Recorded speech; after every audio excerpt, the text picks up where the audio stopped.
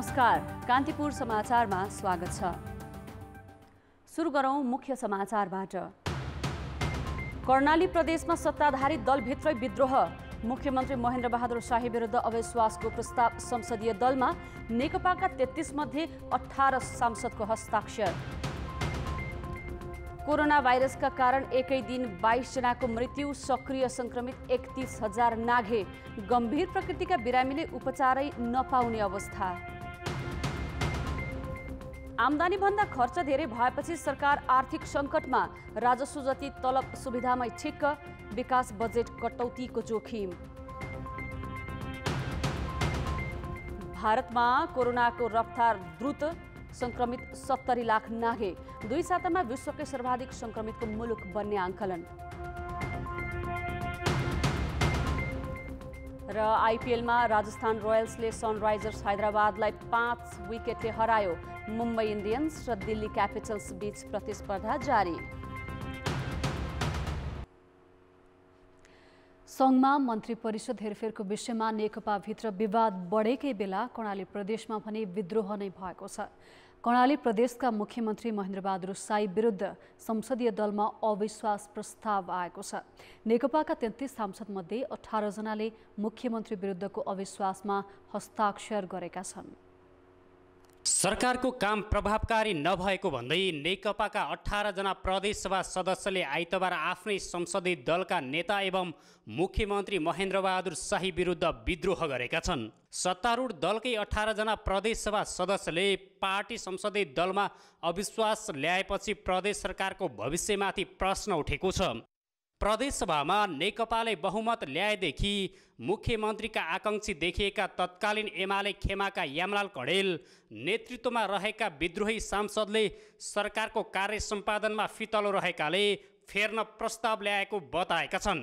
आन्तरिक छलफलमा दलभित्र पार्टीभित्र छलफलमा हामी सामेल थियौँ सबै कि भइरहेको काम चाहिँ ठिक भइरहेको छैन है, यसलाई सुधार गर्ने कुरा गरौँ भन्ने कुरा गर्दा गर्दै हामी के निष्कर्षमा पुग्यौँ भने कि यो बाटोबाट जानु नै उपयुक्त बाटो हो, यो वैधानिक बाटो हो, यो प्रक्रिया सम्मतका बाटो हो, यो विधि सम्मत बाटो हो र यो कुराका आधारबाट अगाडि बढ्नुपर्छ भन्ने निष्कर्षका साथ हामी अगाडि बढेको अवस्था छ।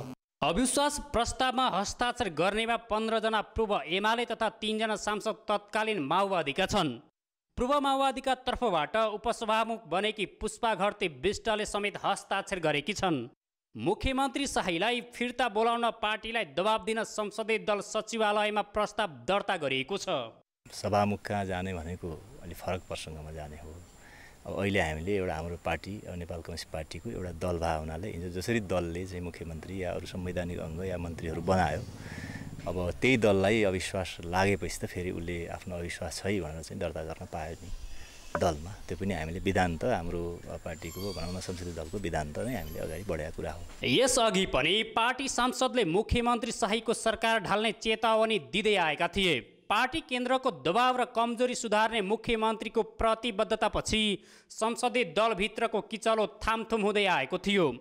बहुमत सांसदको अविश्वासपछि प्रदेश सरकार नैतिक सङ्कटमा परेको छ। संसदीय दलमा बहुमत सदस्यले तपाईँप्रति विश्वास छैन भनेपछि दलको नेताको रूपमा संसदीय दलको र सरकारको नेतृत्व गर्न उहाँलाई नैतिक प्रश्न उठ्छ। जुन बाटोबाट हामी जाँदैछौँ त्यो बाटोबाट आइपर्ने कर्णाली प्रदेशका थुप्रै समस्याहरूका बारेमा जे जति देखेका छौँ बाहिर बसेर, सरकारभन्दा बाहिर बसेर हामीले त्यो भन्दा अझ राम्रो व्यवस्थित ढङ्गले चाहिँ अगाडि बढ्न सकिन्छ।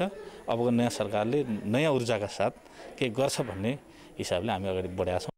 कर्णाली प्रदेश सभामा नेकपाका 33, काङ्ग्रेसका 6 र राप्रपाको 1 गरी 40 सांसद छन्। प्रदेश सभामा बहुमत प्राप्त पार्टीको संसदीय दलको नेता मुख्यमन्त्री हुने कानुनी व्यवस्था छ। अहिले संसदीय दलमा आएको प्रस्ताव अनुसार शाही संसदीय दलको नेताबाट हटाइए नयाँ सरकार गठनको प्रक्रिया सुरु हुनेछ। सङ्घीय सरकारमा मन्त्री परिषदको हेरफेरको रडाको चलेकै बेला यसको असर प्रदेश सरकारमा देखिएको आंकलन पनि गरिएको छ। कान्तिपुर समाचारका लागि क्यामेरामा नवीन शाहीका साथ कमल पन्त र पूर्ण बहादुर खड्का, सुर्खेत। मन्त्री परिषद हेरफेरको विषयमा मत बाजेदा सत्तारूढ नेकपाका अध्यक्षद्वय प्रधानमन्त्री केपी शर्मा ओली र पुष्पकमल दाहाल बीचका बारम्बारका भेटवार्ता अर्थहीन हुँदै गइरहेका छन्। गुटगत स्वार्थ, मन्त्रालय रोज्ने हानथाप हुँदै अहिले पार्टीकै जिम्मेवारी हेरफेरको दाउपेचले दुई अध्यक्षबीच समझदारी नजुट्दा मन्त्री परिषद पुनर्गठन नै अलपत्र परेको छ। एक महिनादेखि रिक्त अर्थमन्त्रीको जिम्मेवारी पार्टी महासचिव विष्णु पौडेललाई दिने विषयमा नेकपा अध्यक्षद्वय ओली र दाहाल बीच मतभेद छैन। तर पौडेललाई अर्थमन्त्री बनाउने हो भने महासचिवको जिम्मेवारी अर्को नेतालाई दिनुपर्ने अडान वरिष्ठ नेताद्वय माधव कुमार नेपाल र झलनाथ खनाल पक्षले अध्यक्ष दाहालसँग राखेका छन्। प्रधानमन्त्री ओलीले सुरेन्द्र पाण्डेलाई अर्थमन्त्री नदिने र पाण्डेले अर्थबाहेक अर्को मन्त्रालय नलिने अडान राखेपछि यस्तो प्रस्ताव आएको स्रोतको दाबी छ। नेपाल पक्षले पौडेललाई अर्थमन्त्री बनाउने हो भने पाण्डेलाई महासचिवको जिम्मेवारी दिनुपर्ने भनेको छ। ओली भने पौडेलको पार्टी जिम्मेवारी यथावत राखेर अर्थमन्त्री बनाउने पक्षमा छन्, जसका कारण दुई अध्यक्षको भेटघाट निष्कर्षविहीन बनिरहेको छ। पार्टी विवाद उत्कर्षमा पुगेका बेला नेपाल र खनालले दरिलो साथ दिएकाले पनि अहिले दाहाल उनीहरूलाई उपेक्षा गर्ने पक्षमा छैनन्। अर्कोतर्फ जिम्मेवारी फेरबदल नै गर्ने हो भने उप प्रधानमन्त्री ईश्वर पोखरेलले पनि यसमा दावा गरेको स्रोतको भनाइ छ। प्रधानमन्त्री अहिले खाली रहेका मन्त्रालय मात्र भर्न चाहन्छन्, उनी फेरबदलका पक्षमा देखिन्नन्। अर्कोतिर दाहाल भने टिम नै फेर्न चाहन्छन्। मन्त्रीका आकाङ्क्षी धेरै भएकाले 2 वर्ष कार्य अवधि पूरा गरेका प्राय सबै मन्त्री विदा गरेर नयाँलाई अवसर दिनुपर्ने दाहालको प्रस्ताव छ। यो रसाकसी किन पनि चलिरहेको छ भने दुवै अध्यक्षले मन्त्री परिषद पुनर्गठनबाट शक्ति आर्जन गर्ने र महाधिवेशनको रणनीति बनाउनेसँग पनि जोडेर हेरिरहेका छन्। यही कारण बारम्बारको भेटवार्ता अर्थहीन भइरहेको छ। कान्तिपुर समाचारका लागि दशरथ राई, काठमाडौँ। कोरोना भाइरसका बिरामीमध्ये थप 22 जनाको मृत्यु भएको छ। एकै दिन भएको यो मृत्युको सङ्ख्या अहिलेसम्मकै धेरै हो। काठमाडौँ उपत्यकामा मात्र 8 बिरामीले ज्यान गुमाएका छन्। उपत्यकामा आज 1416 सहित 2071 सङ्क्रमित थपिएका छन्। परीक्षण घटाइएकाले शनिबारको तुलनामा आज नयाँ सङ्क्रमित भने घटेका छन्। स्वास्थ्य मन्त्रालयका अनुसार पछिल्लो 24 घण्टामा काठमाडौँमा 5, चितवनमा 4, रूपन्देहीमा 3, भक्तपुर र सुनसरीमा 2 तथा धनकुटा, सर्लाही, ललितपुर, नुवाकोट, मकवानपुर र सिन्धुपाल्चोकमा 1-1 सङ्क्रमितको मृत्यु भएको हो। लुम्बिनी प्रादेशिक अस्पतालमा आइसियु नभएकाले दाङ लैजाने क्रममा बुटवलका 1 सङ्क्रमितले बाटोमै ज्यान गुमाएका छन्। भाइरस सङ्क्रमितमध्ये मृत्यु हुनेको सङ्ख्या 636 पुगेको छ। भाइरसका 339 बिरामीको आइसियु र 76 जनाको भेन्टिलेटरमा उपचार भइरहेको छ। नयाँ सङ्क्रमितको तुलनामा निको हुनेको सङ्ख्या भने कम छ, जसका कारण सक्रिय सङ्क्रमितको सङ्ख्या 31315 पुगेको छ। आज 1552 जना सङ्क्रमण मुक्त भएपछि निको हुनेको सङ्ख्या 75800 नाघेको छ। औसत 9% रहेको कोरोना भाइरस सङ्क्रमण दर दिनदिनै बढ्न थालेको छ। आज परीक्षण गराएका मध्ये 17%मा सङ्क्रमण पुष्टि भएको छ। बजार र सरकारी कार्यालयमा भिडभाड बढेकाले तथा स्वास्थ्य सावधानीमा लापरवाहीले सङ्क्रमण दर बढ्दै गएको हो। अहिलेसम्मको औसतभन्दा दैनिक सङ्क्रमण दर बढी हुनुले महामारीले भयावह रूप लिएको देखिन्छ। असोज 1 गतेसम्म सोलुखुम्बु, मुस्ताङ, डोल्पा, मुगु र हुम्ला कोरोना संक्रमण मुक्त थिए। त्यही दिनबाट लामो दूरीका सवारी साधन सञ्चालनमा आए। त्यसपछि महामारीको केन्द्र बनेको काठमाडौँ उपत्यकाबाट बाहिर जाने क्रम सुरु भयो। त्यसको असर संक्रमण मुक्त भनिएकै जिल्लामा नयाँ संक्रमित देखिए। त्यति मात्र होइन, आवागमन बढ्नुका साथै बजार र सरकारी कार्यालयमा भिडभाड बढेकाले रोकथाम हुन लागिसकेका जिल्लामा पनि संक्रमण वात्तै बढे। सुनसरी, मोरङ, मकवानपुर, काभ्रे लगायत जिल्ला त्यसकै उदाहरण हुन्। अहिले दसैँ लाग्यो, चाडपर्व चाहिँ मुखमा छ। अहिले विभिन्न चाहिँ निजी सवारी साधनदेखि लिएर सार्वजनिक यातायातदेखि लिएर चाहिँ विभिन्न चाहिँ आफ्नो गन्तव्यमा पुगिरहेछन्, असुरक्षित तरिकाले पुगिरहेका छन्। अथवा चाहिँ जहाँ चाहिँ सङ्क्रमण फैलिएको छ, जस्तै काठमाडौँबाट विराटनगर जाँदा अथवा झापा जाँदा, सुनसरी जाँदा हामी यहाँ कतिको चाहिँ हामीले हिजो टेस्ट गरेनौँ। आफ्नो गन्तव्य जाँदाखेरि हामी सुरक्षित छैनौँ। यो विषयमा पनि हामीले अलिकति विशेष ध्यान दिनुपर्छ। यी सबै कारणहरू चाहिँ भोलि कोरोना सङ्क्रमण फैलिने एउटा कारण हुन सक्छ। असोज 1 गते देशभर 10,641 नमुना परीक्षण गर्दा 1,246 जना अर्थात् 11.7%मा सङ्क्रमण देखिएको थियो। त्यो दिनसम्म औसत सङ्क्रमण दर 7% भन्दा कम थियो। बढ्दो आवागमन, सामाजिक दूरीमा व्यवस्था, सरकारी कार्यालयमै भिडभाड लगायत कारण सङ्क्रमण दर उल्लेख्य रूपमा बढिरहेको छ। एक साता यता दैनिक संक्रमण दर 26% पुगेको छ, जसका कारण औसत संक्रमण दर 9% नागेको छ। परीक्षण धेरै गरेको दिन संक्रमण दर पनि बढेको तथ्याङ्कले महामारी निकै भयावह भइसकेको देखिन्छ। स्वास्थ्य मन्त्रालयले नै महामारी रोकथाम हुनुको साटो थप फैलने निष्कर्ष निकालिसकेको छ। हामीले अस्पतालहरूमा सघन उपचारमा राख्ने, उहाँहरूको निगरानी गर्ने कामहरू चाहिँ निकै चुनौतीपूर्ण हुँदै हुँदै गएका छन्। त्यस्तो अवस्थामा हामी पर्यौँ भने हामीलाई गाह्रो हुने अवस्थाहरू आउँछ। त्यही भएर हामीले संक्रमण रोक्नका लागि प्रयासहरू गर्नुपर्ने हुन्छ। कहीँ पनि निस्किनु अगाडि दुईचोटि सोचौँ। कहीँ गइहाल्यो भने पनि सबै मेरा वरिपरि मैले देखेका मान्छे जति सबै सङ्क्रमित भएका हुन सक्छन्। उहाँहरूले मलाई भाइरस सार्न सक्नुहुन्छ।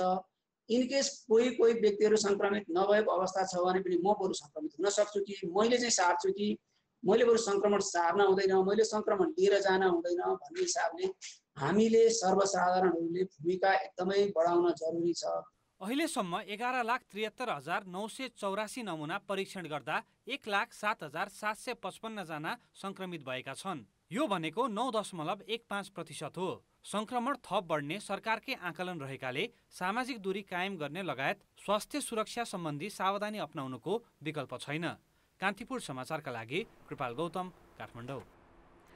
सरकारले लकडाउन आफ्नो प्राथमिकतामा नरहेको बताएको छ।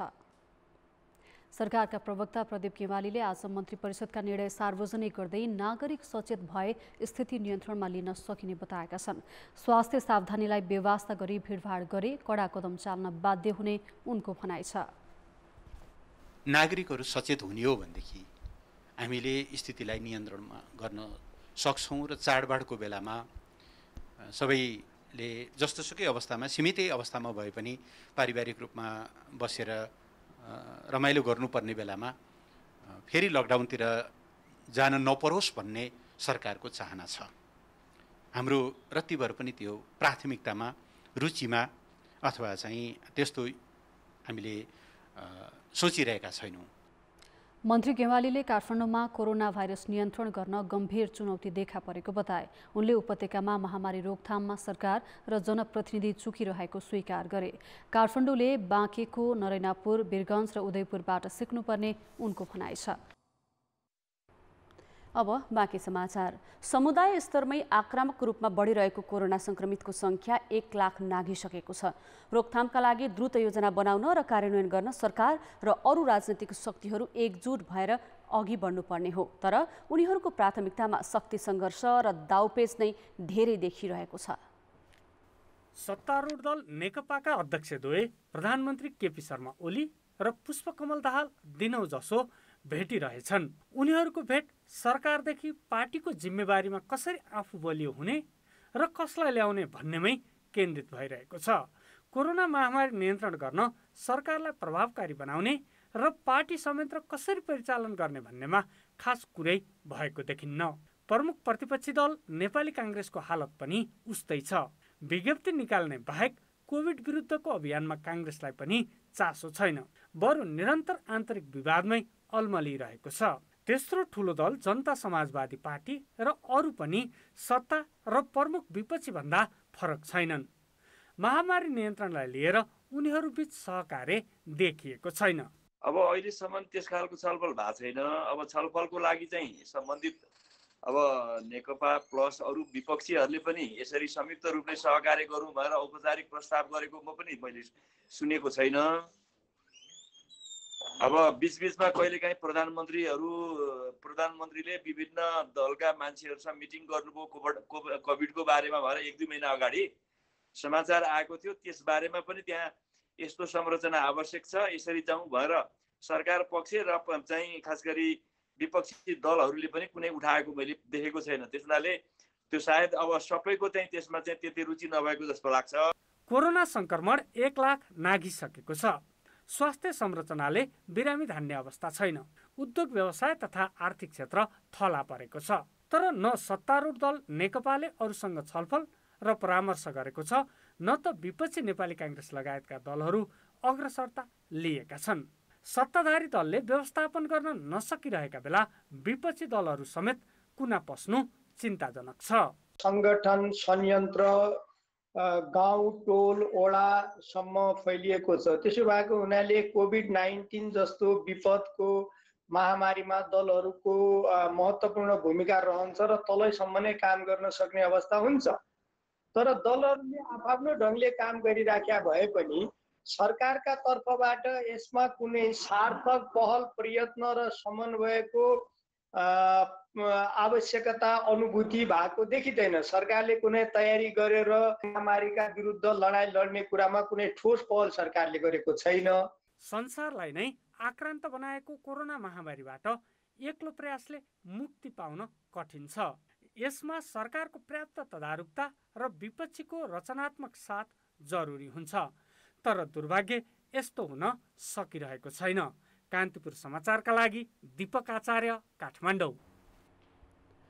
चिकित्सा शिक्षा र स्वास्थ्य सेवा सुधारका अभियन्ता डाक्टर गोविन्द केसीले सरकारसँग 8 बुँदे सम्झौतापछि अनसन तोडेका छन्। उनले 19औं अनसन 28औं दिनमा आज तोडेका हुन्। सरकार र केसीबीच सम्झौता चाहिँ के भयो र कार्यान्वयनको सम्भावना के छ त? भदौ 29 देखि अनसनमा बसेका डाक्टर केसी र सरकारी वार्ता टोलीबीच कर्णाली स्वास्थ्य विज्ञान प्रतिष्ठान जुम्लामा आगामी शैक्षिक सत्रदेखि एमबीबीएस लगायतका कार्यक्रम सञ्चालन गर्ने सहमति भएको छ।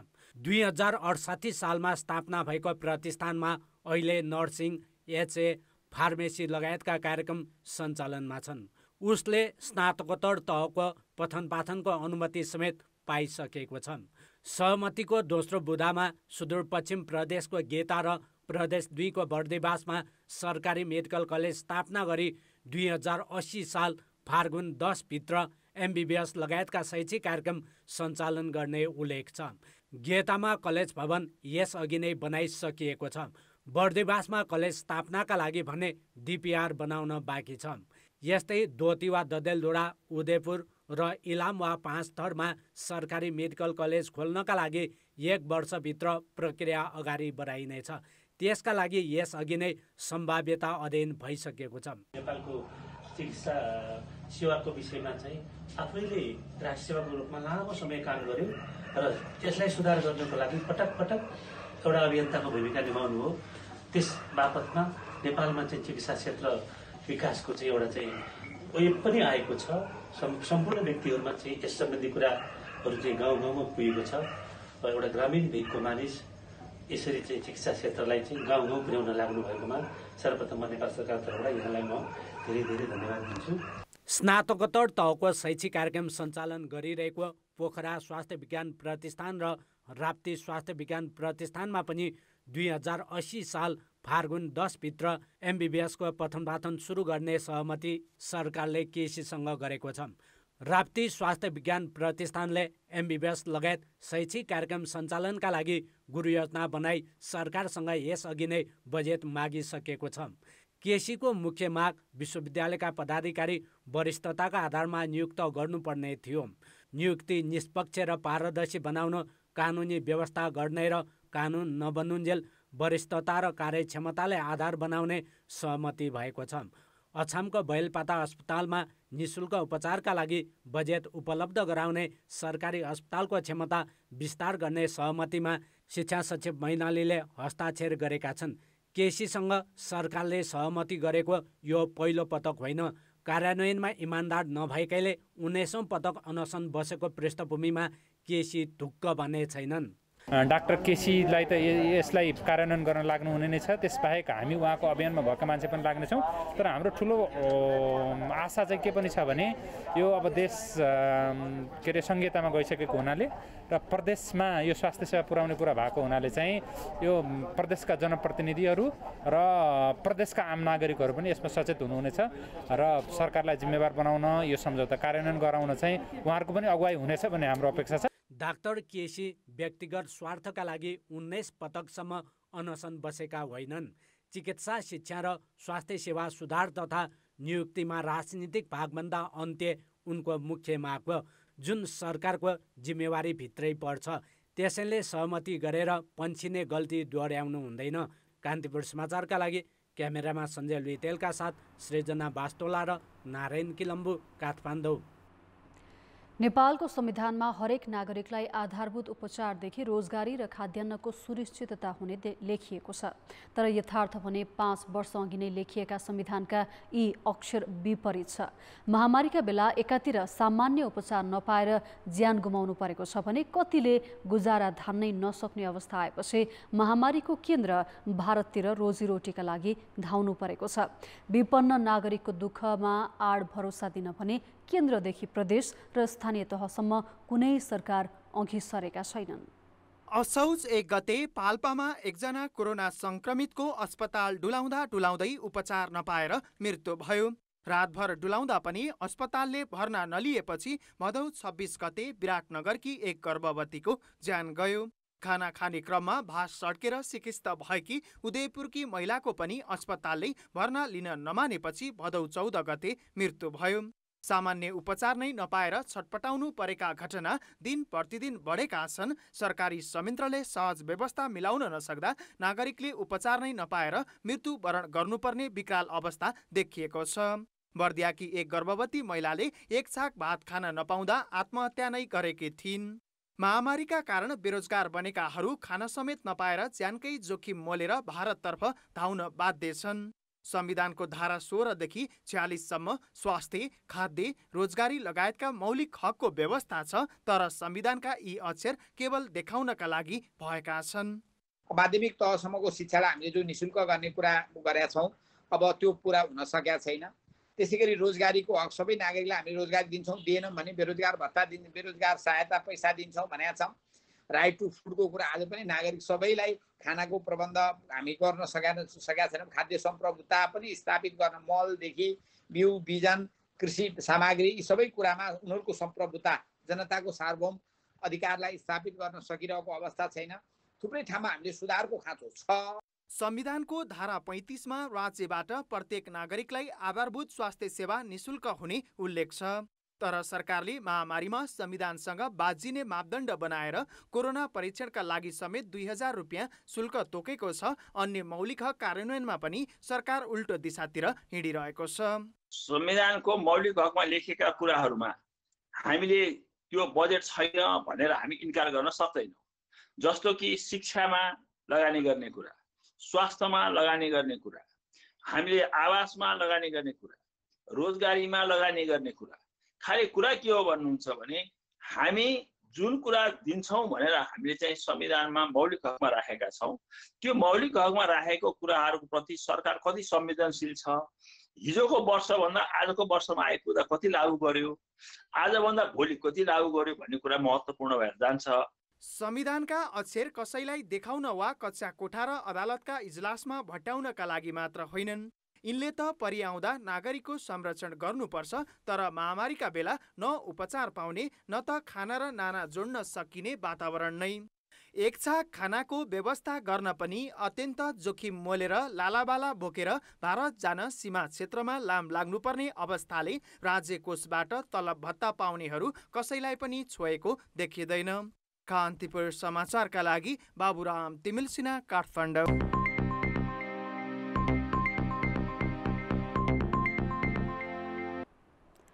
खर्चको तुलनामा आम्दानी नभएपछि सरकार आर्थिक सङ्कटमा परेको छ।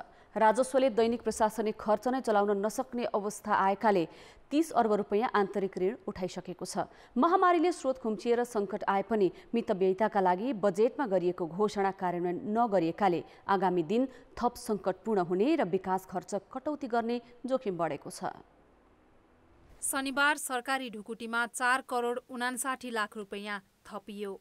तर 1 अर्ब 33 करोड 56 लाख रुपैयाँ साधारण खर्च भयो। आम्दानीको तुलनामा साधारण खर्च धेरै भएको यो प्रतिनिधि उदाहरण हो। शुक्रबार 3 अर्ब 18 करोड राजस्व सङ्कलन भएकोमा 3 अर्ब 88 करोड रुपैयाँ साधारण खर्च भयो। यस्तै बिहीबार 4 अर्ब 6 करोड 94 लाख राजस्व उठ्दा 6 अर्ब 54 करोड 95 लाख रुपैयाँ दैनिक प्रशासनिक काममा खर्च भएको महालेखा नियन्त्रक कार्यालयको तथ्याङ्क छ। चालु वर्ष शनिबारसम्म 1 खर्ब 47 अर्ब 89 करोड रुपैयाँ राजस्व सङ्कलन भएकामा तलब, भत्ता, इन्धन, बिजुली, पानी, भाडा लगायत प्रायोजनमा त्योभन्दा 4 अर्ब बढी खर्च भइसकेको छ। विकास निर्माणमा भने जम्मा 12 अर्ब 81 करोड रुपैयाँ मात्र खर्च गरिएको छ। अघिल्ला वर्षको बजेटले अहिलेसम्म जेनतेन चलेको थियो, तर अब धान्न सक्ने स्थिति छैन। हामी क्लोजली त्यसलाई वाच गरिरहेको छौँ। तपाईँले भने जस्तो अब कोभिड लम्बिँदै जाँदाखेरि राजस्व असुलीमा कस्तो प्रभाव पर्ला, खर्चहरू कसरी म्यानेज गर्नु पर्ला भन्ने विषयमा हामी पनि असाध्यै सूक्ष्म ढङ्गले अध्ययन गरिरहेछौँ। अब सकेसम्म अब एकातिर सकाएको खर्चलाई घटाउँदाखेरि पनि अहिले नै कुनै आयोजना ड्रप गर्दाखेरि पनि त्यसले फेरि इकोनोमीमा अर्को चाहिँ असर पर्ने, झन् इकोनोमीलाई चाहिँ हामीले झन् रिभाइभ गर्नुपर्ने, झन् रिकभरीमा गर्नुपर्ने अवस्थामा सरकारले नै खर्च घटाउँदाखेरि फेरि त्यसले फेरि अर्को हिसाबले अर्थतन्त्रलाई झन् त्यसले एउटा चाहिँ डाउनवार्ड प्रेसर सिर्जना गर्छ। असोजमा कर्मचारीले दशैं तिहारका कारण दोब्बर तलब पाउँछन्। यस्तै सामाजिक सुरक्षा भत्ताको पहिलो चौमासिक दिने महिना पनि असोज नै हो। खर्चको तुलनामा राजस्व कम उठेर सङ्कट निम्तिएकाले सरकारले 30 अर्ब रुपैयाँ आन्तरिक ऋण उठाइसकेको छ। अघिल्ला वर्ष फागुनपछि मात्रै आन्तरिक ऋण उठाउने गरिएकोमा यसपालि कार्तिकसम्म 57 अर्ब उठाइसक्ने योजना छ। आन्तरिक ऋण दैनिक प्रशासन चलाउन भन्दा पनि विकास निर्माणका कामका लागि उठाउने हो। बजेटमै प्रशासनिक खर्चमा मितव्ययिता अपनाउने तथा सार्वजनिक खर्च पुनरावलोकन आयोगले अनावश्यक भनेका समिति, बोर्ड लगायत सार्वजनिक निकाय खारेज गर्ने घोषणा गरिएको थियो। एकातिर फजुल खर्चमा निरन्तरता र अर्कातिर राजस्वमा गिरावटका कारण विकास निर्माणको बजेट नै कटौतीमा पर्ने जोखिम छ।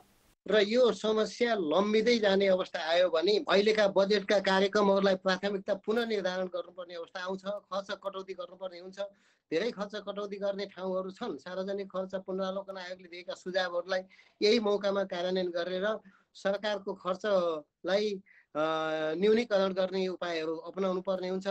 महामारी कहिले रोकिन्छ र अर्थतन्त्र सामान्य अवस्थामा कहिले फर्किन्छ भन्ने आकलन गर्ने स्थिति छैन। उद्योग व्यवसाय घाटामा छन् भने आम्दानी घटेकाले उपभोग घटेको छ। त्यसको असर राजस्वमा परेको छ र तलब भत्ता बाहेकका खर्च गर्न ढुकुटीमा रकम नहुने अवस्था आइपुगेको छ। कान्तिपुर समाचारका लागि शर्मिला खनाल, काठमाडौँ। जनआन्दोलनपछि संघीयता सहितको लोकतान्त्रिक व्यवस्था लागू भएपछि मुलुकमा 3 तहका सरकार बनेका छन्। संविधान अनुसार रोजगारी नपाएर जनता खान नपाउने अवस्थामा पुगेका छन् भने बढ्दो सरकारी सेवा सुविधा लिएर जनप्रतिनिधि भने मोटाएका छन्। लगातार 6 महिनाको लामो लकडाउनका कारण विभिन्न समस्या भोगेका प्रदेश 2 का विपन्न मजदुरमा भने ज्याला मजदुरी नपाएकै कारण चाडपर्व कसरी मनाउने भन्ने पिरलो थपिएको छ। प्रदेश 2 को अस्थायी राजधानी जनकपुर धामको ऐतिहासिक रंगभूमि 12 बिघा मैदान अगाडि भेला भएका यी युवा कुनै राजनीतिक दलको सभा सम्मेलनमा सहभागी हुन आएका होइनन्। लगातार 6 महिनाको लकडाउनको मार सहन नसकेका यी श्रमिक युवा परिवारको गुजाराका लागि दैनिक ज्याला मजदुरीको खोजीमा यहाँ आएका हुन्। एका बिहानैदेखि कामको खोजीमा बसे पनि काम नपाएर परिवारको मुखमा माड कसरी लगाउने भन्ने पीड़ाले यिनीहरूलाई सताएको छ। काम के स्थिति अभी खराब चल रही है। खाऊ के लेल सर खाना पीना न है, ढौआ कौड़ी न है सर, बहुते घर में मजबूरी है। जनकपुर धामको 12 बिघा मात्र नभए रामानन्द चौक, 0 माइल पिराडी चौक, क्याम्पस चौक लगायतका स्थानमा धनुषा र महोत्तरीका 500 भन्दा बढी श्रमिक युवा दैनिक मजदुरीको खोजीमा यसरी नै दिनहुँ भेला हुन्छन्। लकडाउनमा घरमा भयभरका अन्नपात सकिएको र ज्याला मजदुरी समेत नपाएपछि साहु महाजनसँग चर्को ब्याजमा ऋण काढेर नै नजिकै गएको चाडपर्व मनाउनुको यिनीहरूसँग विकल्प छैन। 3 रुपया 4 रुपया ब्याज धनी सब दे है, तब की करबे? हमरा सबके समस्या आई तो समस्या तक समाधान के करते? 2 महीना से पैसा लागी झुलबी हब 10,300 रुपया है ओकरा पर। जी सर, और पैसा नहीं दे रहा है या काम जैसे 2 महीना भ गेलै छोड़ला पिपरा परसा के है। तो वो तो एक दिन गेल रही तो परकौली तक गली तैयो कहल कि 1-2 दिन टाइम दिल के तब के 2-4 दिन और रुको। लकडाउनका कारण साहु महाजनको अवस्था पनि राम्रो नभएकाले घर निर्माण लगायतका कामले गति नलिँदा कामको खोजीमा भौतारिएका 60% भन्दा बढी युवाले कामै नपाएर मलिन अनुहारले घर फर्किन बाध्य छन्। संघीय लोकतान्त्रिक संविधानले रोजगारीको सुनिश्चित गरे पनि मजदुरी गर्न समेत नपाएका यिनीहरूको समस्याका विषयमा 3 तहका सरकारले थाहा पाएर पनि थाहा नपाए जस्तै गरेका छन्। सरकारले र मुख्यतः चाहिँ यहाँनिरको उद्योगिक व्यापारीहरूले जनतालाई मान्छेलाई काम दिन सकेका छैनन्। यो पिरियडमा सरकार गम्भीर हुन जरुरी छ। श्रम शक्तिको उपयोग गरी रोजगारीको अवस्था सृजना गर्नुको साटो जनताले तिरेको करबाट तलब भत्ता लिने मन्त्री, सांसद र स्थानीय तहका जनप्रतिनिधिले आफ्नो सेवा सुविधा मात्रै बढाउँदै लगेका छन्। सम्पूर्ण जनसङ्ख्याको झन्डै 30% मानिस काम नगरेका दिन भोकै बस्नुपर्ने देशका जनप्रतिनिधिले जनताको पीर र दुख बुझेर काम नगरेको देख्दा जनप्रतिनिधिप्रति गरिब मजदुर र किसानको वितृष्णा बढ्दै गएको छ। मुलुकमै रोजगारीको अवसर सिर्जना गर्नुपर्छ तीनै तहका सरकारले घोषणा गर्दै आए पनि बेरोजगारहरूको सङ्ख्या दिनानुदिन बढ्दै गएको छ। बढ्दो बेरोजगारीलाई घटाउन रोजगारीका अवसर सिर्जना गरी यिनीहरूलाई कामको वातावरण बनाउनु पर्ने आवश्यकता रहेको छ। कान्तिपुर समाचारका लागि क्यामेरामा ब्रिकेश यादवका साथ अनिल मिश्र, जनकपुर धाम, धनुषा। नेपाली कांग्रेसले बुढी गण्डकी जलविद्युत परियोजनामा भएको भनिएको अनियमितता छानबिन गर्न अख्तियार दुरुपयोग अनुसन्धान आयोगलाई आग्रह गरेको छ। पूर्व प्रधानमन्त्री बाबुराम भट्टराईले हालै गोरखा पुगेर कांग्रेस सभापति शेरबहादुर देउवासहित नेकपाका अध्यक्षद्वय प्रधानमन्त्री केपी शर्मा ओली र पुष्पकमल दाहाल मिलेर बुढी गण्डकीमा 9 अर्ब कमिसन लिएको प्रमाण आफूसँग भएको दावी गरेका थिए। भट्टराईको अभिव्यक्तिप्रति आपत्ति जनाउँदै कांग्रेसले प्रमाण भए पेश गर्न पनि चुनौती दिएको हो। प्रवक्ता विश्वप्रकाश शर्माले आज विज्ञप्ति जारी गरी देशको प्रधानमन्त्री जस्तो उच्च दायित्व सम्हालिसकेका नेताले मसँग प्रमाण छ भनिसकेको स्थितिमा त्यसलाई सार्वजनिक गर्न विनम्रतापूर्वक चुनौती दिनु परेको उल्लेख छ। प्रवक्ता शर्माले राजनीतिको प्रतिष्ठा, भ्रष्टाचारको ढाकछोप र कपुकल्पित झुट र अर्थहीन आरोपले नजुगिने पनि उल्लेख गरेका छन्। अब जनमतको अन्तिम परिणाम। जनमतमा हिजो हाम्रो प्रश्न थियो, बजेटमा व्यवस्था गरिएको सामाजिक सुरक्षा भत्ता रोकिनुलाई के भन्नुहुन्छ? ए. खर्च घटाउने प्रयास, बी. समन्वय अभाव र सी. असहाय प्रति संवेदनहीनता। जनमतको अन्तिम परिणाम यस्तो छ, ए. खर्च घटाउने प्रयासमा 25%, बी. समन्वय अभावमा 10% र सी. असहाय प्रति संवेदनहीनतामा 65% मत प्राप्त भएको छ। अब जनमतमा आजको प्रश्न। जनमत सरकारी ढुकुटी रित्तितै जाँदा पनि फजुल खर्च घटाउन किन ध्यान नगएको होला? ए. इच्छाशक्तिको अभाव, बी. परिस्थितिजन्य बाध्यता र सी. संरचना नै बोझिलो भएर। जनमतको अन्तिम परिणाम भोलि बेलुकी 8 बजेको कान्तिपुर समाचारमा प्रसारण गर्नेछौँ। कृपया NEWS news space A, B वा C टाइप गरी 34001 मा SMS गरी आफ्नो मत व्यक्त गर्नुहोला। अब जनताको आवाज। हामीले कैलाली र डडेलधुरामा सोधेका छौँ, कालो बजारी नियन्त्रण गर्न के गर्नु पर्ला? जनताको आवाज। खाद्य समिति केही समिति बनेको छ, उहाँहरूले चाहिँ यसको अनुगमन गर्नुपर्छ होइन। यो सधैँ यो खालि चाडबाड आएर मात्रै अनुगमन गर्ने होइन कि, यसलाई त निरन्तर दिनुपर्छ कि। धारा तेल 80 देखि लिएर 100 र 105 रुपियाँमा पनि लिइरहेको छ भनेपछि सम्बन्धित निकायले यसमा ध्यान दियोस्। महँगी र कालो बजारी नियन्त्रण गर्नमा सर्वप्रथम नेपाल सरकारका निकायहरूले नै बढीभन्दा बढी चासो दिनुपर्छ। चामलहरूमा पनि यस्तै सडे गएका छन्, यो बिस्कुटहरूमा पनि डेट सेट गएका यस्ता धेरै पसलहरूमा भेटिरहेछन् होइन।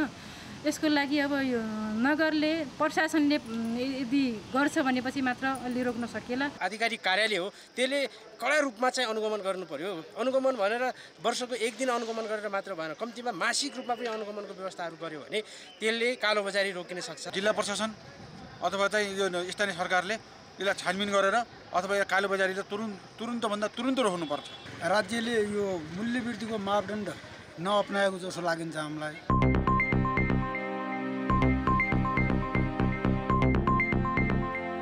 अब मौसम सम्बन्धी जानकारी।